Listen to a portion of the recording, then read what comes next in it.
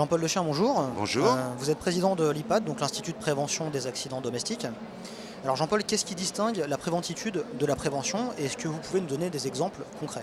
Alors nous avons souhaité se démarquer du mot prévention parce que ce mot est utilisé aujourd'hui à toutes les sauces. Pour n'importe quoi, on utilise le mot prévention, même pour du curatif. On a des gens, en fin de compte, qui sont à l'article de la mort et on veut encore faire de la prévention avec ça. Donc pour se distinguer, on a appelé ça la préventitude, on a même déposé la marque, de manière à ce que ça corresponde véritablement à une action de prévention. Qu'est-ce que la maltraitance par ignorance et comment ne pas tomber dedans? Alors la maltraitance par ignorance, c'est le fait de réagir par rapport à son âge, sa culture, etc., sans penser qu'il y a d'autres âges et d'autres cultures.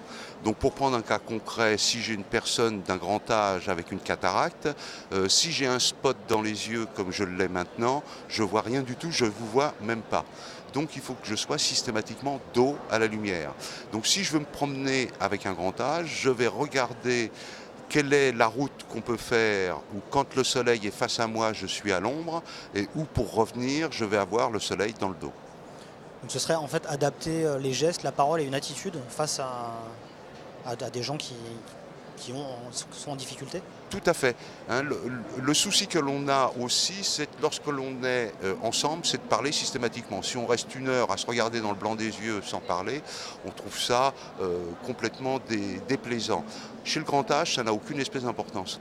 C'est un peu comme lorsque vous avez un chien, que vous allez à votre boîte aux lettres, vous revenez 2 minutes après, il vous fait la fête, vous revenez 12 heures après, il vous fait la fête. Le grand âge n'a pas notion du temps. Et dans cette attitude, on peut rester 2 heures, 3 heures sans parler. L'important, c'est que quand on va parler, il va juste mémoriser à ce moment-là. Donc même s'il a parlé que 5 minutes dans la journée, mais bien comme il faut, il a passé une superbe journée. Jean-Paul Lechien, merci beaucoup. Donc, vous êtes président de l'IPAD, l'Institut de prévention des accidents domestiques. Merci. Merci.